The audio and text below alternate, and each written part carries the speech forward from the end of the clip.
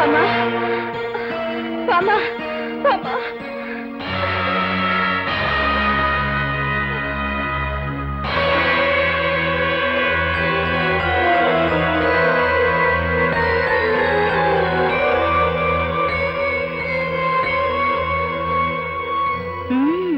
Wonderful.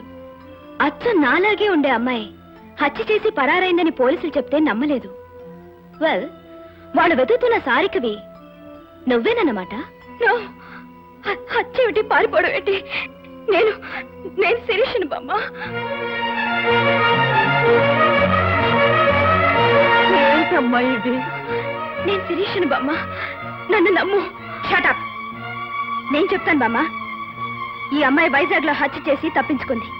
అచ్చ నాలాగే ఉండటంతో పోలీసులకు అనుమానం వచ్చి 10 రోజుల క్రితం మన ఆఫీస్కి వచ్చి నన్ను జాగ్రత్తగా ఉండమని చెప్పెళ్ళారు. బామ్మ, ఇదేదో కుట్ర. ఒక్కసారి నన్ను జాగ్రత్తగా చూడు. నేను బామ్మ, చిన్నప్పటి నుంచి నన్ను ఎత్తుకుని పెంచావు. నువ్వు నన్ను గుర్తుపట్టలేకపోతున్నావా? ఎత్తుకుని పెంచింది నిన్ను కాదు, నన్ను. బామ్మ, ఈ మాయలాడి మాటలకు మోసపోకు. తాను చేసిన హత్య నా మీద మోపి ఉరికం ఎక్కించాలని చూస్తోంది. నమ్మకు బామ్మ. కాదు బామ్మ, దీని మాటలు నమ్మకు. ఒక్కసారి సరిగ్గా చూడు బామ్మ. ఇదెవరో మనల్ని మోసం చేయడానికి వచ్చింది.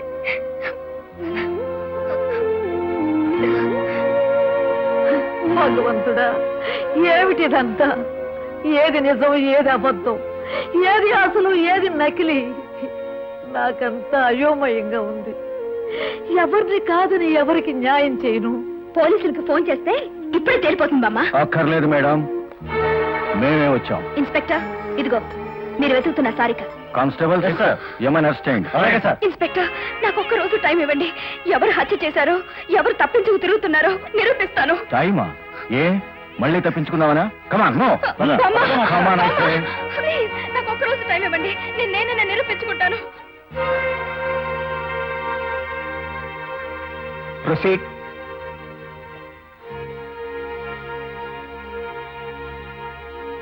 యువర్ ఆనర్, ఈ ఇద్దరు రూపురేఖలు ఒకేలా ఉండడంతో సారిక అనబడే ఈ అమ్మాయి.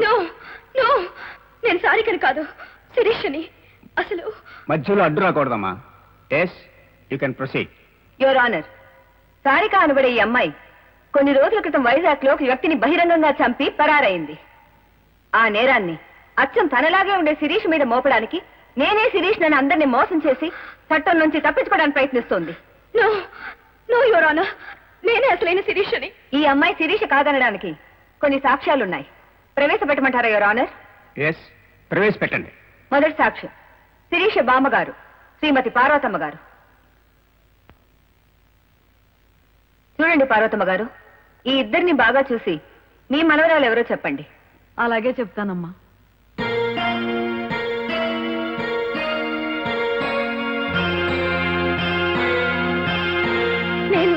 నేనే బామ్మ.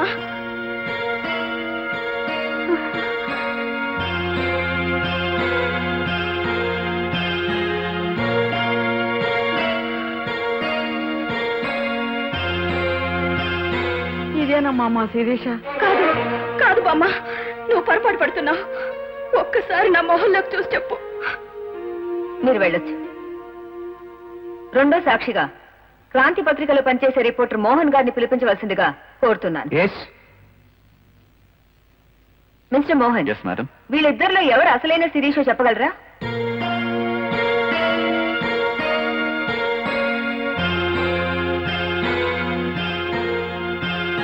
మోహన్. సందేహం లేదు, ఏడు శిరీష. That's all. మీరు వెళ్ళొచ్చు. ఆఖర్ సాక్షిగా సిబిఐ ఆఫీసర్ ప్రదీప్ గారిని ప్రవేశపెట్టవలసిందిగా కోరుతున్నాను. నాకు షేక్ హ్యాండ్ ఇవ్వండి.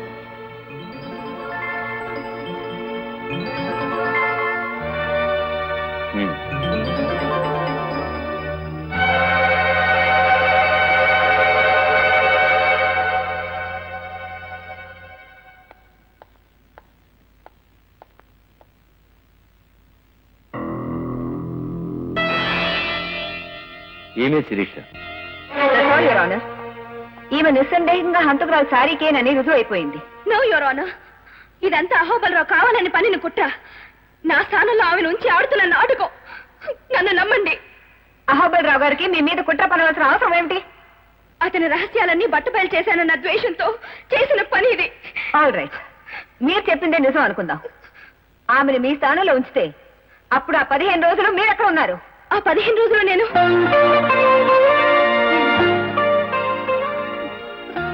ఒక చోట ఉన్నాను. ఎక్కడ? అది నేను చెప్పండి, ఎక్కడున్నారు, ఎందుకున్నారు? చెప్పలేరు, ఎందుకంటే మీరు శిరీష కాదు కాబట్టి.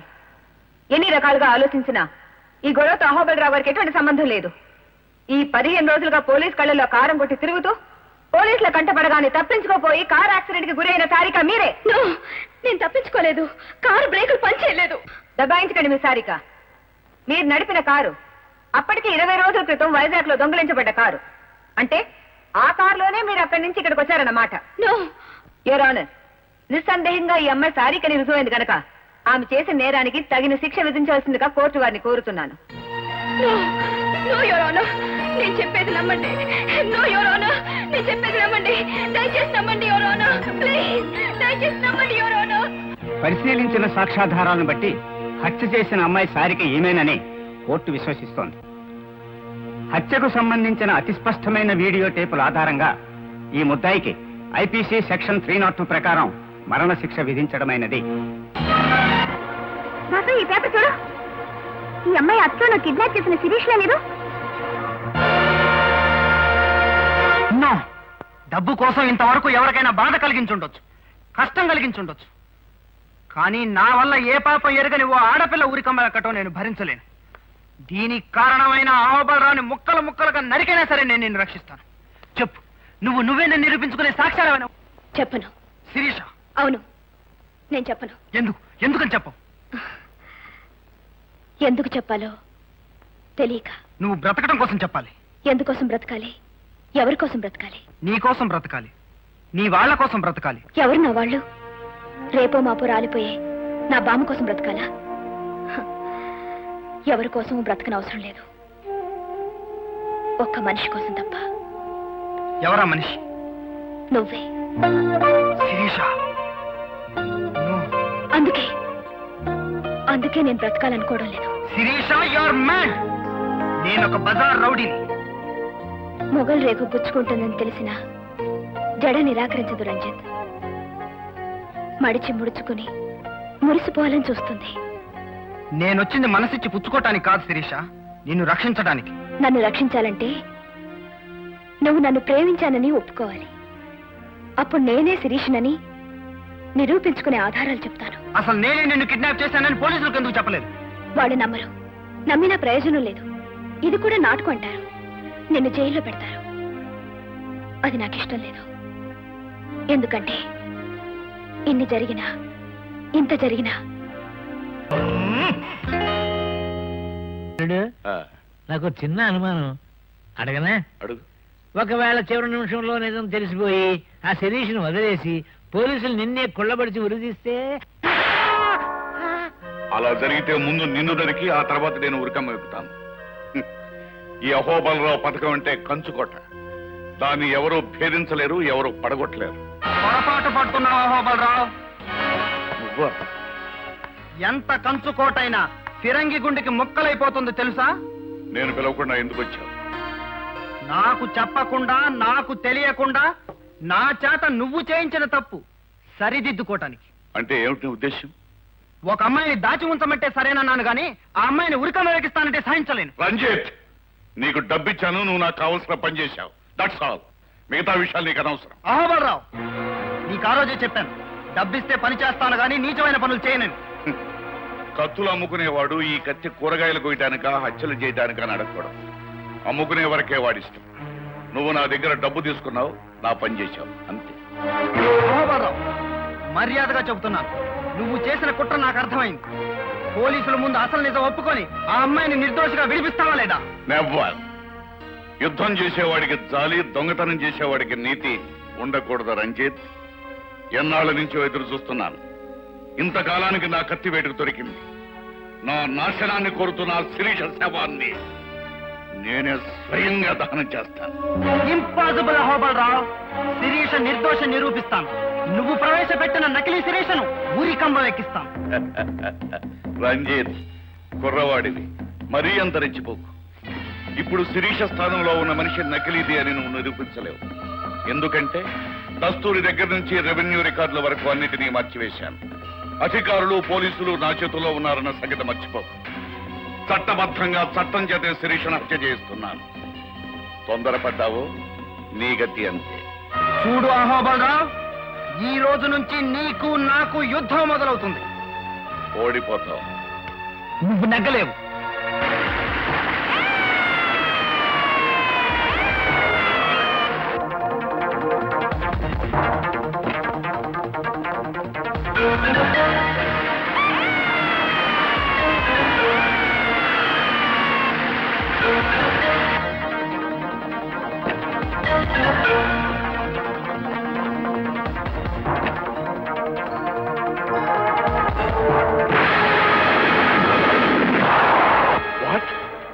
మన డిస్టిలరీ ఫ్యాక్టరీ పునాదులతో సహా పేలిపోయిందా?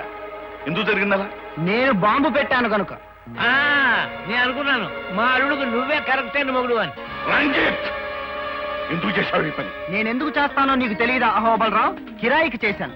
వీడు చాక్లెట్ ఇస్తాన్నాడు. ఏం చాక్లెట్ అది? 5 స్టార్ ఇచ్చాడు, చేశాను. Shut up! ఈ అహోబల్ రావు అంటే అంత తేలిగ్గా ఉందా? నేను తలుచుకుంటే. ఎవరో తలుచుకున్నట్టున్నారు. ముందా ఫోన్ ఇచ్చి. స్పీకింగ్. ఏమిటి? షుగర్ ఫ్యాక్టరీ గోడౌన్ బాంబు పేలి ముక్కలైపోయింది, అంతేనా? శభాష్ బాబు, సెంటర్ చూస్తాను నువ్వు. You scoundrel! ఈ పని ఎందుకు చేశావు? వీడు బ్రిటానియా బిస్కెట్ ప్యాకెట్ ఇచ్చాడు, చేశాను. ఎరా, అంతేనా? అవును. మళ్ళీ ఎవరో తలుచుకుంటున్నారు. మాట్లాడు. మా బాస్ కి ఒక మెగ్డల్ ఫుల్ బాటిల్ కొనిచ్చాను. ఎందుకని అడగవే? ఎందుకు బాబు? నీ పింగాణి పిడతల ఫ్యాక్టరీని పేల్చడానికి. ఆ ఫోన్ అదే ఉంటుంది. అమ్మ నాయనోయ్, నా పిడతల ఫ్యాక్టరీ ఏమైపోయింది? ఫ్యాక్టరీ పేలి పిడతలు పగిలిపోయి. పిడతల ఫ్యాక్టరీ పేలిపోయిందా? నీ జిమ్మడి పోను, నీ చేతులు ఇరిగిపోను. అంతగా కావాలనుకుంటే 4 పిడతలు నీ మొహం పడేసేదాన్ని కదా. మన దెబ్బకిన పిడతలే తట్టుకోలేవు. ఇక నీ నాజూకు పింగాణి పిడతలు పిండి అయిపోతాయి. వీడికి నుంచి కదలడానికి వీల్లేదు. మరో 2 నిమిషాల్లో శవమై నా కాళ్ళ మీద పడాలి. ఆగండి ఆగండి ఆగండి. ఒరేయ్, టైం ఎంతైంది? 4 గంటల 59 నిమిషాల 56 సెకండ్లు. ఇంకా 4 సెకండ్లే ఉంది బాస్. రెడీ, అందరూ ఒకసారి చెవులు మూసుకోండి. 1 2 3. అది నేను నీ పెరట్లో పాతి పెట్టిన బాంబు. నువ్వు నన్ను ఏమైనా చేయాలని ప్రయత్నించావనుకో, ఈ చుట్టుపక్కల పెట్టిన బాంబులన్నీ పేలి మీరందరూ పోతారు. వస్తాను, బాంబులు ఎత్తుక్కోండి. తెరవగలదాం. వెతకండి బాంబులు. ఆ బాంబులు దొరుకుతాయన్న నమ్మకం నాకు లేదు. పదమాయలు. మేడం, మేడం, బ్రహ్మాండమైన న్యూస్. ఏమిటిది? ఈ దెబ్బతో ఆ బిలంగాడి పని ఫినిష్. బిలవా? ఎవరు? అదే అహోబల్ రావు, మన శత్రువు. ఓ, ఈ దెబ్బతో వాడి పని. ఈ రోజు రైల్వే స్టేషన్ లో జరిగిన మర్డర్స్ కు వాడే కారణం విషయం నేను సాక్ష్యాధారాలతో సహా తీసుకొచ్చాను. ఇదిగో నేను ఎక్స్పోజ్ చేసిన ఫోటోగ్రాఫ్స్. అంటే వాడి దుర్మార్గాలకి తెరపడే రోజు దగ్గర పడిందన్నమాట. Exactly correct sir. రేపొద్దున హెడ్ లైన్స్: అక్రమాల అహోబల్ రావు, దుర్మార్గాలు, దౌర్జన్యాలు వగేరా వగేరా వగేరా. మోహన్, నువ్వు వెళ్ళి నీ పని చూసుకో. అది కాదు మేడం. వెళ్ళు. Okay madam. రేపటి పేపర్లో హెడ్లైన్స్ నేను చెప్తాను, రాసుకోండి. ప్రముఖ పారిశ్రామికవేత్త అహోబల్ రావు మీద కొంతమంది చేస్తున్న వ్యతిరేక ప్రచారం. ఏమిటి మాట్లాడేది? చెప్పింది చేయండి. ఈ రోజు రైల్వే స్టేషన్ లో జరిగిన దానికి ఆయనకి ఏ రకమైన సంబంధం లేదు. మొత్తం మ్యాటర్ అంతా ఆయనకు అనుకూలంగా రాయండి. అమ్మా, ఈ రోజు నువ్వు ఎందుకులా మాట్లాడుతున్నావో నాకు అర్థం కావడం లేదు. మన పత్రికకు పాలసీ ఉంది, ప్రజల్లో దానికో విలువ ఉంది. విశ్వం గారు, పత్రిక నాది, పాలసీ కూడా నాదే. ఈ రోజు నుంచి నా పాలసీ మార్చుకుంటున్నాను. అది కాదమ్మా. Shut up. Do what I say.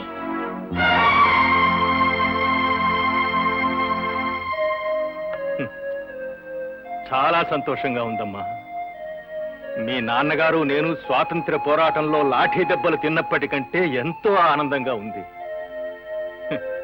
ఎన్నో ఒడిదుడుకులకు ఓర్చుకొని మన పత్రికను దేశం గర్వించే స్థాయికి తీసుకురావాలని మేం పడిన కష్టాలన్నిటికంటే నువ్విప్పుడు అన్నావే షటప్ అని, ఆ మాటకి ఎంతో ఆనందంగా ఉంది తల్లి. I'm sorry. వద్దమ్మా, అలాంటి మాటలు మాట్లాడకు. అన్న మాటకు కట్టుబడి ఉండడం, కట్టుబడ్డ పాలసీకి అంటి పెట్టుకుని ఉండడం నా పాలసీ. ఇవాళ నా పాలసీ మార్చుకుని ఈ పేపర్లో పనిచేయలేను. నిజాన్ని నిర్భయంగా చెప్పలేనప్పుడు పెన్ను విరిచి బయట పారేయన్నాడు నా ప్రాణమిత్రుడు ఆనందరావు. అంటే నీ తండ్రి. 100 తుపాకులకు భయపడిన గాని ఒక్క పత్రికకు భయపడతాను అన్నాడు ఒక నియంత. పత్రిక అంటే అంత గొప్పదమ్మా. అలాంటిది కొన్ని లక్షల మంది చదివే పత్రికను చేతిలో పెట్టుకొని ఒక సామాన్యుడైన దుర్మార్గుడికి నువ్వు ఎందుకు ఇలా భయపడుతున్నావో నాకు అర్థం కావడం లేదు. కలలో కూడా వాడి మీద నిప్పులు గురిపించాల్సిన నువ్వే ఎందుకు ఇలా మారిపోయావో నాకు అంతుపట్టడం లేదు. నీ అక్షరాలు వాడి గుండెల్లో తుపాకీ గుళ్ళల్లా దూసుకుపోతూ ఉంటే చూసి ఆనందించగలను గాని వాడిపోయిన పువ్వుల్లా వాడి పాదాల మీద పడుతూ ఉంటే చూసి సహించలేను తల్లి. వస్తా. ఇదే నా రాజీనామా.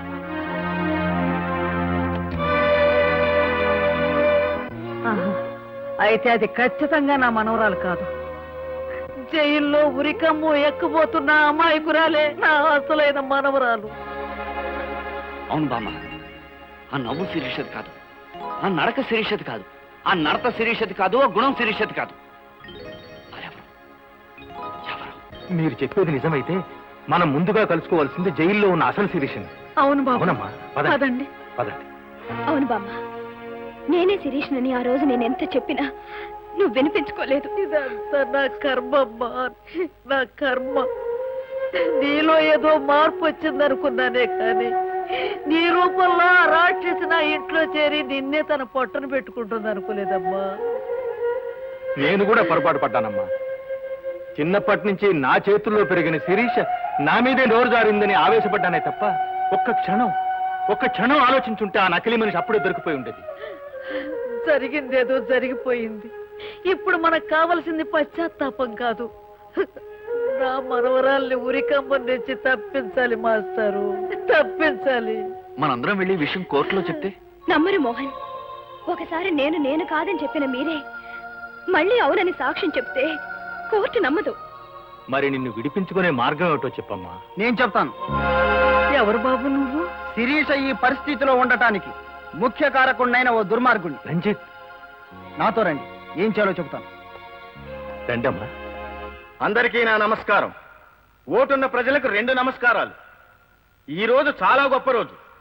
ఎందుకంటే ప్రపంచంలో 2 అగ్రరాజ్యాల్లాగా ఇప్పటి వరకు ఒకరి మీద ఒకరు బుసలు కొట్టుకుంటున్న క్రాంతి పత్రిక, శ్రీ అహోబలరావు గారు తమ తమ పాలసీలను మార్చుకుని క్రాంతి పత్రికను అమ్మివేయటానికి కుమారి శిరీష గారు, కొనటానికి శ్రీ అహోబలరావు గారు సిద్ధపడటం చాలా సంతోషకరమైన విషయం.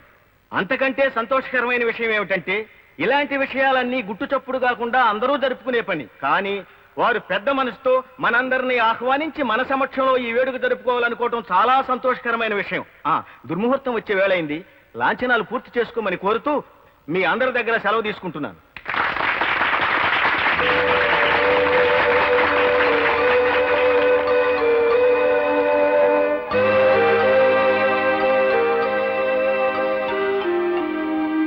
ఆగండి.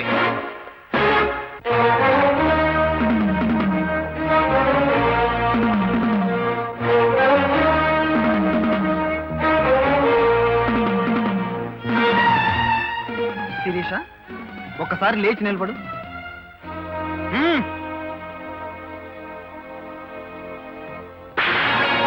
రంజిత్, ఏమిటి? చెబుతాను. అమ్మా, ఈ రోజు నువ్వెందుకు ఇలా మాట్లాడుతున్నావో నాకు అర్థం కావడం లేదు. మన పత్రికకు పాలసీ ఉంది, ప్రజల్లో దానికో విలువ ఉంది. విశ్వం గారు, పత్రిక నాది, పాలసీ కూడా నాదే.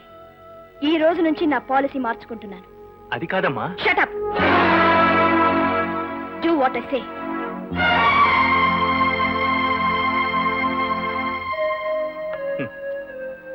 చాలా సంతోషంగా ఉందమ్మా. మీ నాన్నగారు నేను స్వాతంత్ర్య పోరాటంలో లాఠీ దెబ్బలు తిన్నప్పటికంటే ఎంతో ఆనందంగా ఉంది. ఎన్నో ఒడిదుడుకులకు ఓర్చుకొని మన పత్రికను దేశం గర్వించే స్థాయికి తీసుకురావాలని మేం పడిన కష్టాలన్నిటికంటే నువ్విప్పుడు అన్నావే షటప్ అని, ఆ మాటకి ఎంతో ఆనందంగా ఉంది తల్లి. I'm sorry. వద్దమ్మా, అలాంటి మాటలు మాట్లాడకు.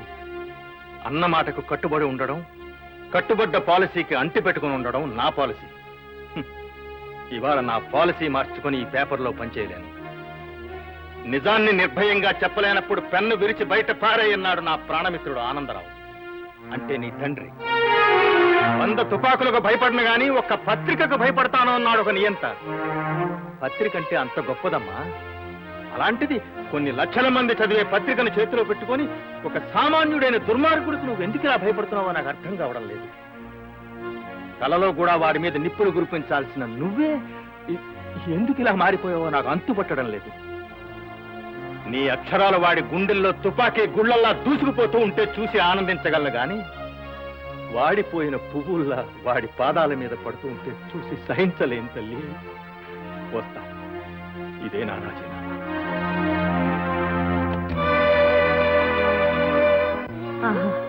అయితే అది ఖచ్చితంగా నా మనవరాలు కాదు. జైల్లో ఉరికమ్ము ఎక్కబోతున్న అమాయకురాలే నా అసలైన మనవరాలు. అవును బామ్మ, ఆ నవ్వు శిరీషది కాదు, ఆ నడక శిరీషది కాదు, ఆ నడత శిరీషది కాదు, ఆ గుణం శిరీషది కాదు.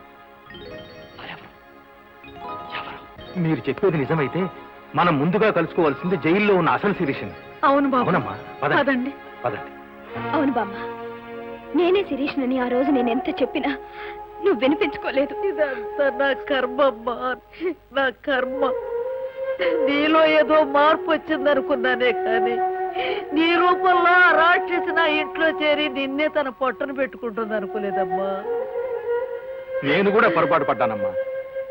చిన్నప్పటి నుంచి నా చేతుల్లో పెరిగిన శిరీష నా మీదే నోరు జారిందని ఆవేశపడ్డానే తప్ప ఒక్క క్షణం ఆలోచించుంటే ఆ నకిలీ మనిషి అప్పుడే దొరికిపోయి ఉండేది. జరిగిందేదో జరిగిపోయింది. ఇప్పుడు మనకు కావలసింది పశ్చాత్తాపం కాదు, నా మనవరాల్ని ఉరికమ్మని తెచ్చి తప్పించాలి మాస్టారు, తప్పించాలి. మనందరం వెళ్ళి విషయం కోర్టులో చెప్తే నమ్మరు మోహన్. ఒకసారి నేను కాదని చెప్పిన మీరే మళ్ళీ అవునని సాక్ష్యం చెప్తే కోర్టు నమ్మదు. మరి నిన్ను విడిపించుకునే మార్గం ఏమిటో చెప్పమ్మా. నేను చెప్తాను. ఎవరు బాబు నువ్వు? శిరీష ఈ పరిస్థితిలో ఉండటానికి ముఖ్య కారకుడినైన ఓ దుర్మార్గుణ్ణి. రంజిత్, నాతో రండి, ఏం చేయాలో చెప్తాను. రండమ్మా. అందరికీ నా నమస్కారం. ఓటున్న ప్రజలకు 2 నమస్కారాలు. ఈ రోజు చాలా గొప్ప రోజు. ఎందుకంటే ప్రపంచంలో 2 అగ్రరాజ్యాల్లాగా ఇప్పటి వరకు ఒకరి మీద ఒకరు బుసలు కొట్టుకుంటున్న క్రాంతి పత్రిక, శ్రీ అహోబలరావు గారు తమ తమ పాలసీలను మార్చుకుని క్రాంతి పత్రికను అమ్మివేయటానికి కుమారి శిరీష గారు, కొనటానికి శ్రీ అహోబలరావు గారు సిద్ధపడటం చాలా సంతోషకరమైన విషయం. అంతకంటే సంతోషకరమైన విషయం ఏమిటంటే ఇలాంటి విషయాలన్నీ గుట్టుచప్పుడు కాకుండా అందరూ జరుపుకునే పని. కానీ వారు పెద్ద మనసుతో మనందరినీ ఆహ్వానించి మన సమక్షంలో ఈ వేడుక జరుపుకోవాలనుకోవటం చాలా సంతోషకరమైన విషయం. దుర్ముహూర్తం వచ్చే వేళైంది. లాంఛనాలు పూర్తి చేసుకోమని కోరుతూ మీ అందరి దగ్గర సెలవు తీసుకుంటున్నాను.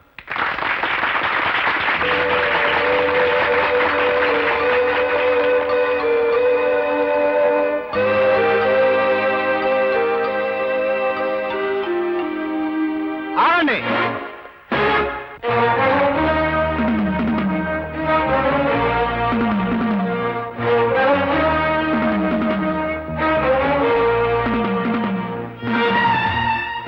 శిరీష, ఒక్కసారి లేచి నిలబడు.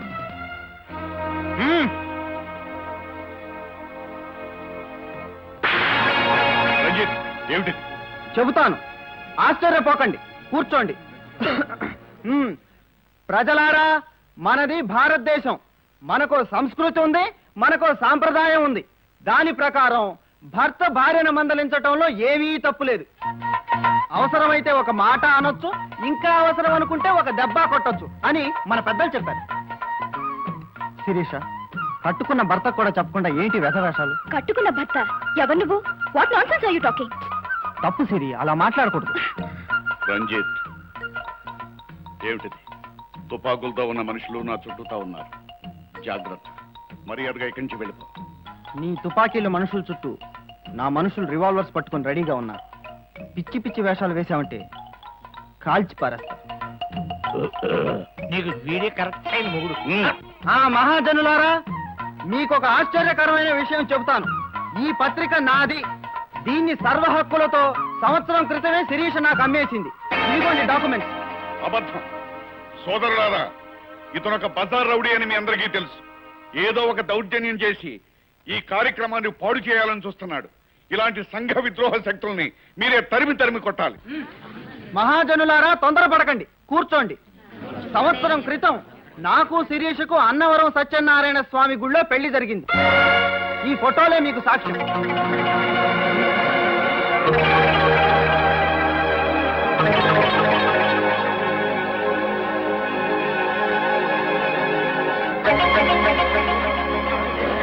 ఇప్పుడు నా భార్యామణి గారు మాట్లాడతారు. రండి భార్యామణి గారు. ఇదంతా అబద్ధం అని చెప్పు. నాకు జనం ముందు మాట్లాడడం అలవాట్లేదు, భయంగా ఉంది. భయంగానే ఉంది. భార్యామణి గారు సిగ్గుపడుతున్నట్టున్నారు. వారి తరపున కూడా నేనే మాట్లాడతాను. కొన్ని కారణాల వల్ల కొంతకాలం పాటు ఈ విషయాన్ని రహస్యంగానే ఉంచుదామని ప్రపంచానికి వెల్లడించలేదు. ఏం సిరి? పోతే ఇంకో ముఖ్యమైన విషయం ఏంటంటే మీరందరూ మమ్మల్ని ఆశీర్వదించాలి. ఎందుకంటే ఈ రోజే మా శోభనం. శోభనానికి పద సిరి. పద. అయిపోయింది అల్లుడు, నేను అడుగు కొట్టేశాడు.